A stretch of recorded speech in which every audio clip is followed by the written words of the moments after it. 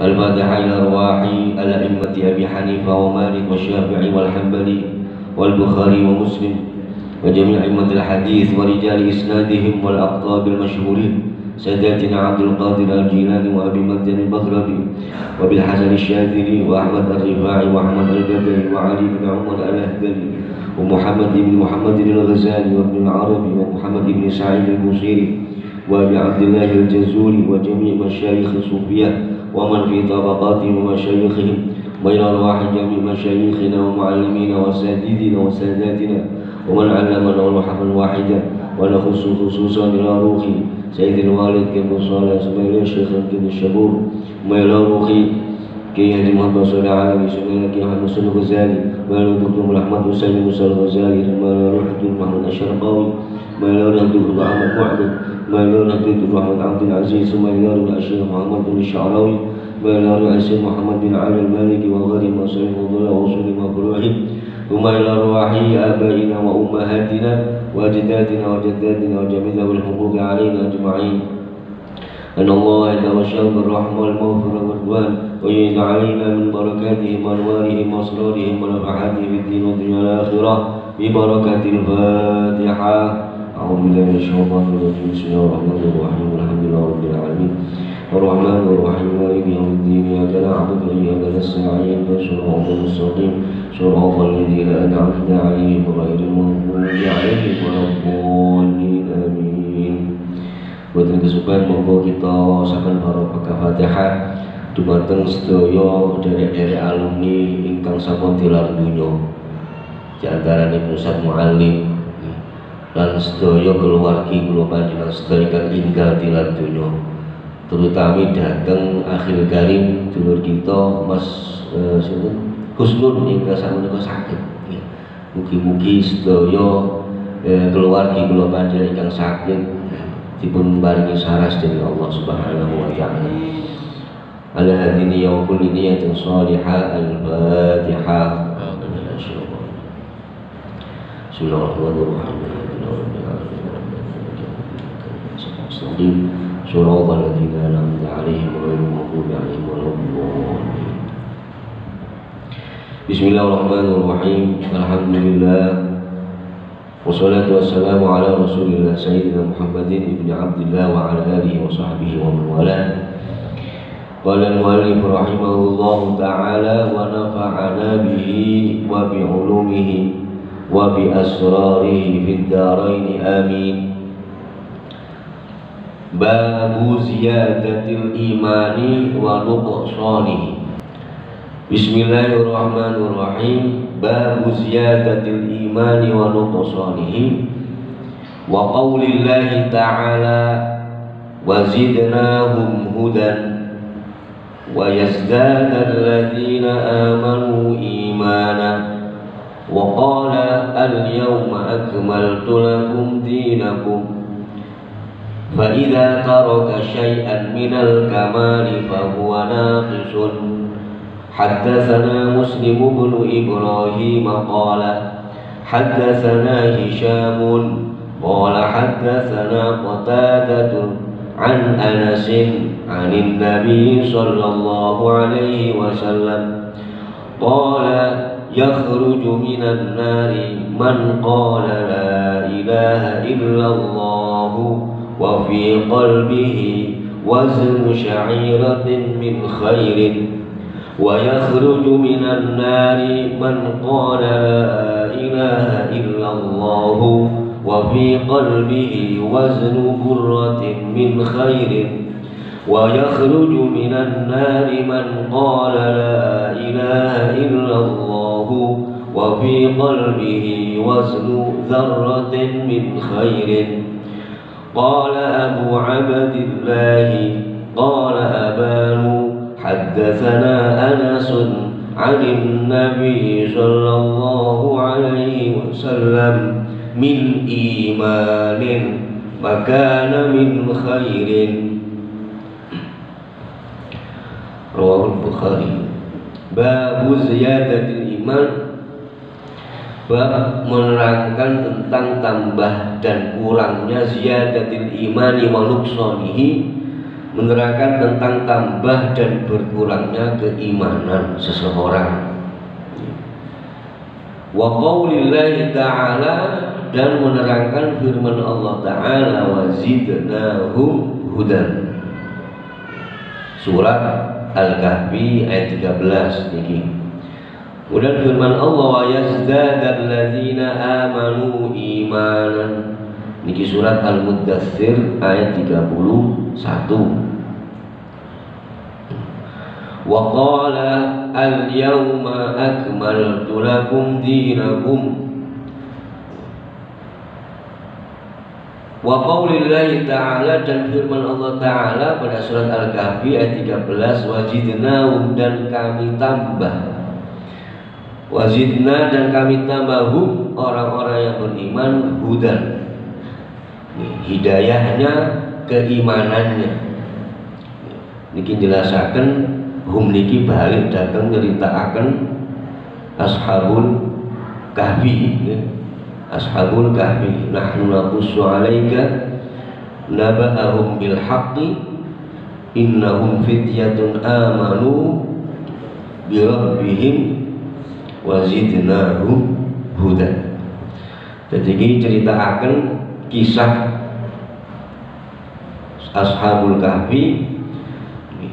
Oleh Allah Subhanahu wa taala mereka ditambah keimanannya dari keimanan yang sebelumnya. Kemudian surat Al-Muddatsir ayat 31, wa yazdadal ladzina amanu imanan, dan semakin bertambah keimanan alladzina amanu, orang-orang yang beriman. Ini dalam surat Al-Muddatsir. Wa qala, dan Allah telah berfirman, al-yauma akmaltu lakum dinakum. Al-yauma akmaltu lakum, al-yauma pada hari ini, akmaltu telah aku sempurnakan, lakum bagi kalian, dinakum agama kalian. Fa idza taraka syai'an minal kamal fa huwa naqisun. Maka ketika seseorang meninggalkan sedikit saja minal kamali, dari kesempurnaan, fa huwa naqisun, maka dia disebut naqis, berkurang, tidak sempurna.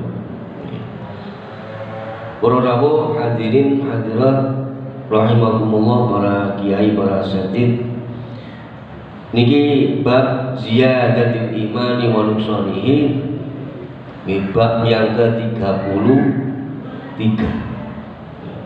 Bab yang ke-33 niki ada membahas atau keterkaitan dengan bab yang sebelumnya. Kalau pada bab sebelumnya Imam Bukhari menyebutkan babu ahabbuddin ilallahi adwamuha, menjelaskan tentang amal yang istiqomah, amal yang langgeng, yang paling dicintai oleh Allah Subhanahu wa ta'ala. Ini bab sebelumnya kan. Imam Bukhari menyatakan pada bab sebelumnya tentang amal yang langgeng, yang paling dicintai oleh Allah Subhanahu wa ta'ala. Ahabbul a'mali ilallahi adwamuha. Lah, maka hubungan antara bab yang sebelumnya dengan ini, dengan bab ini, bab ziyadatil imani wa nuqsani, sangat erat. Karena dengan kita dapat melakukan ketaatan kepada Allah dengan istiqomah, maka juga akan menambah keimanan kita, juga akan menambah kualitas keimanan kita. Jadi ini wajibul ittisal. Jadi hubungan antara bab yang pertama, yang sebelumnya, dengan bab yang kita bahas ini. Kalau yang bab pertama mengenalkan tentang pentingnya kita bisa berlaku istiqomah dalam melakukan ketaatan kepada Allah, maka selanjutnya adalah dengan kita istiqomah melakukan ketaatan kepada Allah, maka juga menambah nilai keimanan kita. Maka di bab ziyadatil imani wa nuqsani. Sebaliknya ketika kita kurang dengan melakukan ketaatan kepada Allah, maka juga bisa mengurangi nilai atau kualitas keimanan. Makanya di situ dilanjutkan dengan firman Allah, wa qaulillahi azza wa jalla wa zidnahum hudan. Jadi secara langsung jelas ayat ini menunjukkan ada tambahnya keimanan dari keimanan yang sudah dimiliki oleh mukmin. Wazidnahum hudan. Orang-orang Ashabul Kahfi, mereka semua sudah beriman kepada Allah, kemudian ditambah oleh Allah keimanan mereka. Ini berarti bukti bahwa ada keimanan itu bisa bertambah, bisa berkurang. Walaupun ada pendapat ulama yang tidak sama, tidak sependapat dengan hal ini. Jadi mereka mengatakan iman itu tidak tambah, tidak kurang. Iman itu tetap. Iman ya bentuknya ya seperti itu, kuatnya seperti itu. Cuma yang yazdadu wa yanqus, yang bertambah dan berkurang ini sifatnya, bukan benda keimanannya maksudnya gitu, tapi sifatnya. Jadi kalau kita bayangkan keimanan itu ibarat software di komputer gitu ya, ada alatnya kan gitu nih. Nah itu bagi ulama yang tidak sependapat dengan bertambahnya iman dan berkurangnya iman, itu yang dimaksud barangnya. Software keimanan kita itu tetap, hanya bertambah adalah sifatnya. Jadi itu yang membedakan pendapat. Tapi Imam Bukhari dan ulama yang lain, beliau punya pendapat enggak, iman memang bisa bertambah, bisa berkurang. Ini bisa bertambah, bisa berkurang. Ini maka dilanjutkan pada firman Allah, wa qala al-yauma akmaltu lakum dinakum.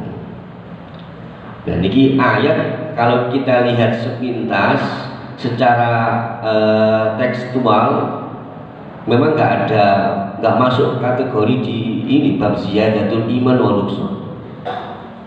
Ayat ini menjelaskan tentang kesempurnaan agama yang telah disampaikan kepada Rasulullah Shallallahu Alaihi Wasallam. Cuma ayat ini disertakan dengan oleh Imam Bukhari secara implisit, secara tidak langsung, bahwa dengan adanya kesempurnaan, ketika kita kurang melakukan hal-hal yang menyempurnakan dengan rukun-rukun Islam, dengan berbagai ibadah-ibadah yang telah disampaikan oleh Rasulullah, kita kurang melakukan di sana, maka itu juga akan mengurangi kesempurnaan. Jadi secara tidak langsung saja ayat ini semakna dengan bab ziyadatil imani wa nuqsani. Makanya oleh Imam Bukhari diberikan catatan, fa idza taraka syai'an minal kamali fa huwa naqis. Itu catatan Imam Bukhari. Maka ketika seseorang meninggalkan sedikit saja dari sesuatu yang sempurna, maka yang jelas terjadi ini kurang kan, asalnya jangkep 100 tapi dilongi, dilongi 10 sampai akhirnya hijrah. Jadi proses kewajiban kepada Allah Subhanahu Wa Taala ini ada prosesnya, bertahap, tidak secara langsung. Yang akhirnya diturunkan oleh Allah ayat ini sebagai pemberitahuan kepada Rasulullah dan kepada umatnya bahwa agama yang diturunkan oleh Allah sudah sempurna. Lah dan memiliki bukan berarti sahabat-sahabat yang dulu awal-awal masuk Islam, nih seperti sahabat Yasir, ya, awal-awal Islam sebelum ada kewajiban sholat, belum ada kewajiban zakat, puasa belum ada, belum berarti mereka dikatakan kurang. Paham ya?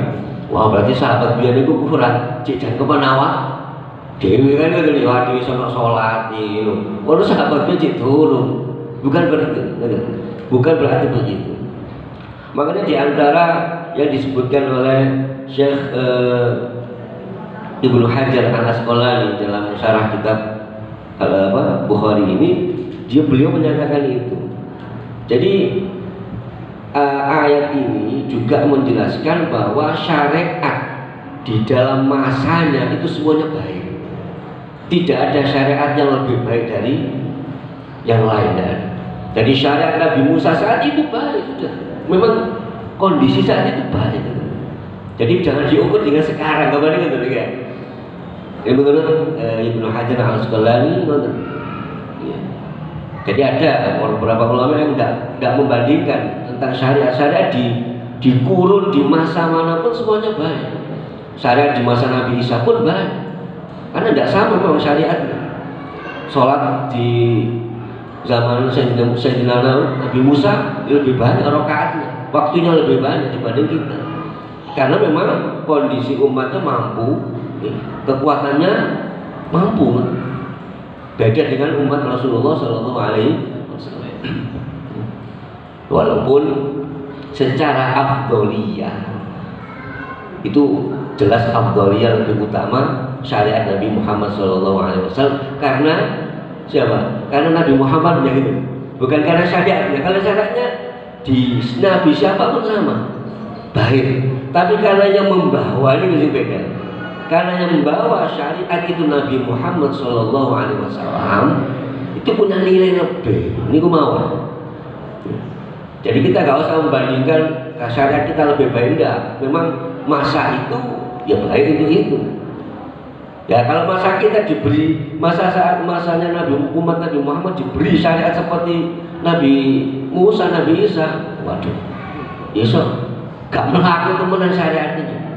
Oh zaman Nabi Musa ini benar najis, kan dalam riwayat banyak diceritakan. Ketika kejatuhan najis tidak cukup dicuci dengan air, baru digunting. Kalau kulit harus dikerik. Jadi tidak cukup dengan syariat yang ada di kita. Dulu di zaman Nabi Musa, Nabi Isa, ketika ada pelaku dosa, ini langsung tercatat di depan rumahnya. Tercatat di depan rumahnya, wong iki mambengi ngakoni ngene-ngene, ditulis kabeh itu. Jadi makanya zaman itu mungkin polisi gak usah akeh-akeh. Dikelele itu pertama kali nyetel kan mau. Itu syariat zaman Nabi Isa, Nabi Musa seperti itu. Di zaman Nabi Isa itu tidak ada syariat pembagian waris, itu tidak ada. Di zaman Nabi Isa itu total akhirat yang dipikir, tidak ada dunia. Itu cara Nabi Isa. Dan tidak oleh umat Nabi Isa soge bener. Memang begitu syariatnya. Ya apa nih diri lagi? Ketika lo kena uang, gak boleh kaya, gak boleh. Mana ketika zaman Nabi Isa ada umat yang bertanya, kalau ini nggak ada dunia ini apa? Bagi ini apa? Kalau bagi itu tentu anak-anak kulo tanya apa? Jawabannya Nabi Isa, waduh, sepurane. Gusti Allah gak mau informasi masalah itu. Artinya ya terserah sampai dengan sopo, gak ada aturan. Ya, tidak ada aturan. Ya, itu kalau kita flashback gitu ya, pada syariat-syariat sebelum Nabi Muhammad SAW seperti tidak sama. Tapi zaman itu mungkin ya sudah cocoknya itu memang, cocoknya di situ. Ya karena mungkin tadi gak oleh soge, jadi kira-kira yo mungkin dibagi di sak kampung roto ini kira-kira dua ini gak ada bagian waris betul nonton. Ya, nek saat ini model nonton yo ono apa kira-kira kan? Ya seakan keluarga gitu. Jadi itulah. Jadi di antara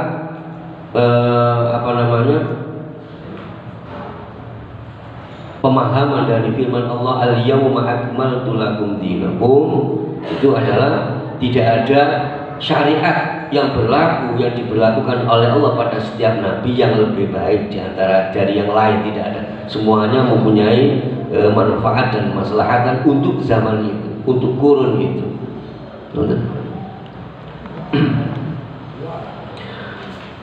Haddatsana Muslim bin Ibrahim, telah menyampaikan hadis kepada kami Muslim ibni Ibrahim. Qala haddatsana Hisham, qala haddatsana Qatadah. Telah menyampaikan hadis kepada kami Imam Bukhari Muslim ibni Ibrahim. Beliau berkata telah menyampaikan hadis kepada kami Hisham. Qala, dia berkata telah menyampaikan hadis kepada kami Qatadah. An Anasin, dari sahabat Anas radhiyallahu anhuma. An Nabi sallallahu alaihi wasallam, dari Nabi sallallahu alaihi wasallam. Qala, beliau telah bersabda. Niki riwayat disampaikan oleh Imam Bukhari dengan dua jalur. Di bawah itu ada qala Abu Abdillah, qala Abanu, haddatsana Anas. Artinya Imam Bukhari menerima hadis ini, menerima hadis ini dari dua jalur. Yang pertama dari Qatadah, yang kedua dari jalur Aban. Aban ini nama orang. Aban nama orang. Jadi dua jalur. Imam Bukhari menerima hadis dari Qatadah dan dari Aban. Jadi jalur yang diterima oleh Imam Bukhari dari Syekh Muslim ibni Ibrahim, kemudian dari Hisham, baru dari Qatadah, dari sahabat Anas. Nah, jalur kedua sami dari Muslim, Syekh Muslim ibni Ibrahim, Syekh Hisham, dan baru Aban, baru dari sahabat Anas. Jadi muaranya sama sebenarnya, sahabat Anas bin Malik. Hanya jalurnya diterima hadis ini ada dari Qatadah, ada dari Aban. Nah, mengapa Imam Bukhari menyebutkan dua jalur ini? Karena masing-masing punya kelebihan.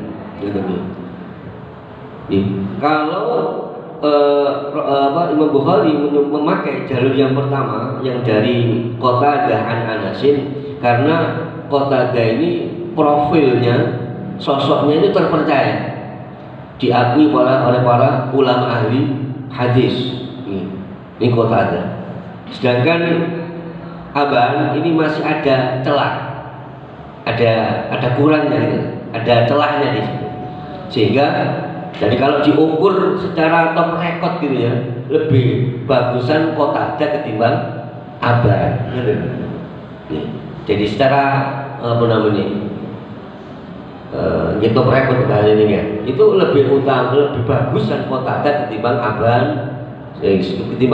sehingga oleh Imam Bukhari disebutkan Qatadah, juga disebut Aban. Lah, dari jalur Aban oleh Imam Bukhari disebutkan karena kelebihannya dari jalur Aban ini menggunakan lafal haddatsana. Nih, ada menggunakan lafal haddatsana. Sedangkan dari Qatadah menggunakan lafal an. Nih, dengan tinggal tulisannya ya. Dari haddatsana Qatadah an Anasin. Dengar ya. Ya, sedangkan Aban boten nggih. Qala Aban haddatsana Anasun. Loh, bener. Jadi ketika mu'an'an di dalam ilmu hadis itu ada istilah mu'an'an, itu an dengan haddatsana itu punya punya kualitas berbeda di dalam nilai hadis itu. Jadi lebih tinggi haddatsana ketimbang an. Itu di dalam ilmu hadis demikian. Makanya oleh Imam Bukhari disebutkan kedua-duanya biar saling memperkuat. Jadi kalau ibaratnya itu sami-sami saja nih an itu dari haddatsana ya disampaikan. Cuma bedanya itu kalau an itu masih banyak kemungkinan gitu. Sampai nerima hadis iki opo. Ibaratnya saat ini zaman kula sampean niku. oleh ilmu itu kon diae kan ngoten. Iso teko YouTube, iso teko WA, Instagram, kan ngoten iki. Tapi gak tahu kepedoan langsung kan ngoten iki. Itu an masuk itu. An ya misalnya an Gus Bah, sik pantes boleh gak tahu kepada Gus Bah. Tapi nang YouTube langsung ini delok Gus Bah itu nama an. Karena masih satu masa, tapi gak tahu kepada. Tapi ini pun hadatsana itu mesti ada tatap muka. Tidak bisa, terus hadatsana mesti kudu tatap muka, mboten saged. Aku krungu, aku roh mboten saged, harus tatap. Dan makanya pun nilai hati jangan lebih kuat. Nih, nah itu yang dimiliki oleh abah. Jadi bisa jadi sahabat Anas ini bisa jadi apa? Kota ada tidak langsung bisa jadi nonton. Tidak langsung mendengarkan ketika sahabat Anas menyampaikan hadis. Bisa jadi pas lewat terus kerungu ini, atau dengar cuma nggak langsung dengan apa ditatap muka yang sakit ugi ngoten. Walhasil tingkatan hadis ketika ada hadatsana dengan an itu berbeda. Nah, Imam Bukhari kedua jalur ini disebutkan di dalam kitab ini untuk memperkuat. Ampun. Dawuh pun Kanjeng Nabi, yakhruju minan nari man qala la ilaha illallah. Yakhruju akan keluar minan nari dari api neraka man qala la ilaha illallah, orang yang mengatakan atau berkata la ilaha illallah wa fi qalbihi, dan di dalam hatinya waznu sya'iratin min khairin, ada seberat apa syairah. Syairan ki wonten sing maknane gandum tapi mboten biji. Jadi wonten sing kula tinggal ten kamus iki dimaknani sejumput. Sejumput itu berarti nggih kira-kira luwih akeh lah ketimbang sak biji ngoten. Bisa jadi sak napa namanya ngoten niku. Sak bongkol ngono nggih. Niku jadi lebih banyak kok jadi satu biji. Niku syairah. Jadi yakhruju akan keluar dari api neraka man qala la ilaha illallah, orang yang mengatakan la ilaha illallah wa fi qalbihi, di dalam hatinya ada seberat syairah, sejumput gandum min khairin, dari kebagusan. Nah di dalam riwayat Aban niku min imanin. Nah niki memperjelas khairin maksudnya apa? Ternyata min imanin, dari keimanan. Jadi niki hadis memberikan potret ini, gambaran teman-teman panjenengan besok yang akan terjadi. Kan belum terjadi niki ya, belum terjadi niki mulai besok ketika hari kiamat. Muka-muka kalau panjenengan sudah gak usah mampir ten neraka ya, langsung mawon ya, usah lagi mampir ya. Nah iso langsung mau ya, langsung ke suatu. Muga amin Allahumma. Tapi misalnya kok mampir di sini neraka lho niki. Ya ruju minan nari man qala la ilaha. Artinya iso ugi wong iman iku mampir di sini neraka ngoten maksudnya ya. Mampir di sini. Jadi mboten mesti nek wong iman terus langsung lancar mlebu dosa mboten. Gini ngali napa? Rapote dhisik kan ngoten. Beres ta mboten. Nek kata sangkutane ya mampir dhisik, diitung ya. Nek iso di sepuro nek mboten. Diumbah dhisik kan ngoten. Ricik baru ngoten. Lah mriki makane diceritakan dening Kanjeng Nabi ya setuju akan keluar besok dari kiamat dari api neraka man qala la ilaha illallah wa fi qalbihi waznu sya'iratin min khairin. Orang yang bersaksi la ilaha illallah Muhammadur Rasulullah, di dalam hatinya ada keimanan walaupun seberat sejumput nopo gandum. Niku. Wa yakhruju minan nari man qala la ilaha illallah, dan akan keluar dari api neraka orang yang bersaksi la ilaha illallah Muhammadur Rasulullah wa fi qalbi, dan di dalam hatinya ada keimanan seberat burrah. Napa burrah? Burrah itu sebiji gandum. Nek ten syarahnya disebutkan sebiji gandum qamhadun. Qamhadun sebiji. Jadi sak upo ya, sak upo nek wis mateng gitu. Ya, sak biji gandum. Artinya lebih ringan lagi. Mau sak jumput si akeh. Iki sak iji ngeten. Ya, gandum.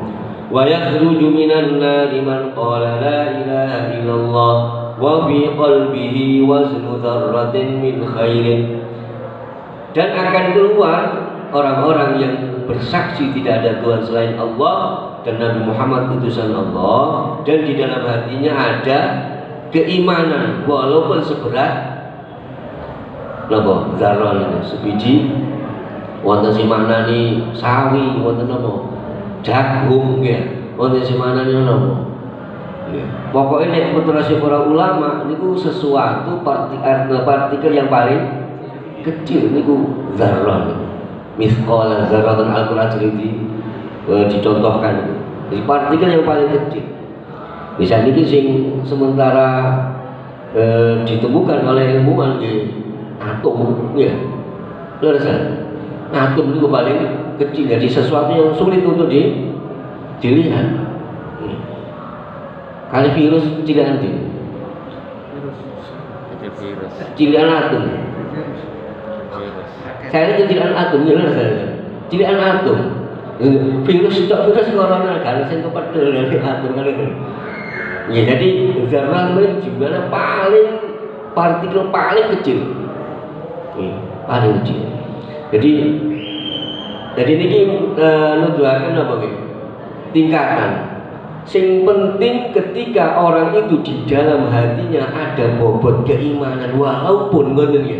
Walaupun sing paling ringan pun. Nih, besok di hari kiamat akan keluar dari api neraka. Maksudnya penting mboten karepe dhewe nggih. Sing dimaksud penting ini keluar maksudnya yang dengan izin Allah. Allah terlalu neraka atau sing Joko kan ngoten. Gak karepe dhewe metu tetep dengan izin Allah keluar dari api neraka. Makanya dalam riwayat disebutkan ketika seseorang mukmin dimasukkan ke neraka, itu ketika hatinya sudah bersih dan nampak hanya la ilaha illallah Muhammadur Rasulullah, niku jenenge geni langsung otomatis pet mati. Mboten bakaran ngopo mali ngoten. Ini riwayat ngoten. Jadi otomatis mati gak katane lho iki kadung gosong bisa mboten. Wis otomatis ketika sudah bersih dosa itu langsung geni niki mati. Nggih, nanti nek dihubungkan kali ini niki wonten pun. Nggih. Jadi yakhruju minan nari man qala la ilaha illallah. Nggih. Nah niki gampangane tingkatan paling nisor. Wong gelem syahadat itu. Ngoten ya gampangane ngoten. Aku gelem syahadat tok mlebu swarga, tapi mampir dhisik kan ngoten. Mampir isi kan.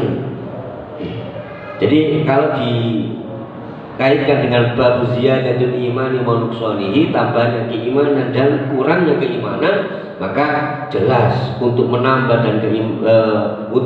keimanan itu tidak ada lain adalah memiliki disebutkan. Ini Imam Syekh Hajar Al-Asqalani. At-tafawud fil iman niku at-tasdiq biqadril ilmi wal jahli wal amali, biqadril ilmi wal jahli wal amal. Jadi yang membedakan niku wae nggih ana imane iku sak jumput, ana imane mek sak biji gandum, ana imane sak atom ngoten nggih.